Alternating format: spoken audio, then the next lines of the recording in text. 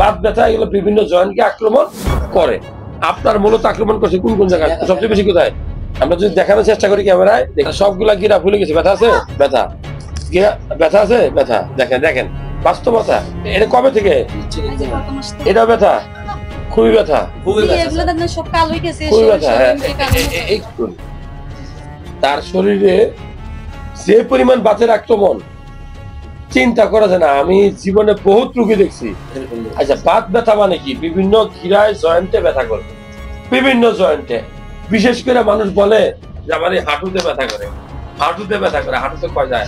আবার অনেক মানুষ বলে হাড়ের গিরা, এইগুলা এই গিরা গুলাতে ব্যথা করে, এই জয়েন্ট গুলাতে ব্যথা করে, রিস্ট জয়েন্ট, এলবো জয়েন্টে ব্যথা করে, শরীরে ব্যথা করে, এদিকে ব্যথা করে।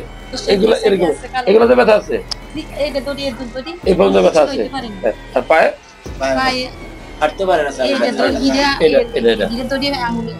আচ্ছা, আমরা যদি দেখলাম যে ব্যথাগুলা, বাত ব্যথা কেন হয়? বাত ব্যথা মূলত কিছু খাবার থেকে হয়, বংশগত ভাবে হয়, অলস জীবন যাপন করলে অনেক সময় হয়, কিছু ঔষধ খাওয়ার কারণে হয়। যে কারণে হোক তার এই বাত ব্যথা হয়ে গেছে। এখন করণীয় কি? ব্যথার ওষুধ, ব্যথার ওষুধ আল্লাহ ভালো করেন, আল্লাহ ওষুধ দাম।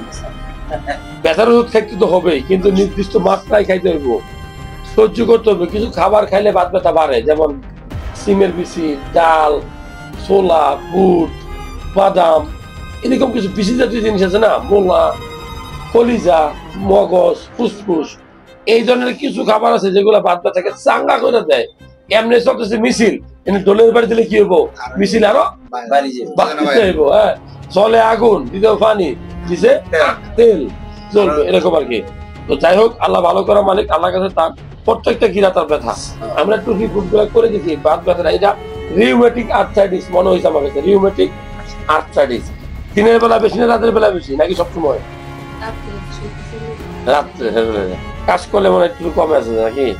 সূর্যের আলো থেকে ধরতে আর নেই কিছু। দেখ, বাত ব্যথার জন্য আমরা কিছু পরীক্ষা নিরীক্ষা করি, সিবিসি টেস্ট করি, সিআরপি টেস্ট করি, মানে সিরিয়াক্টিভ প্রোটিন, তারপরে সিরাম ইউরিক অ্যাসিড, তারপরে ক্যালসিয়াম এর অভাবেও কিন্তু অনেক সময় বাত ব্যথা চাঙ্গা হতে পারে।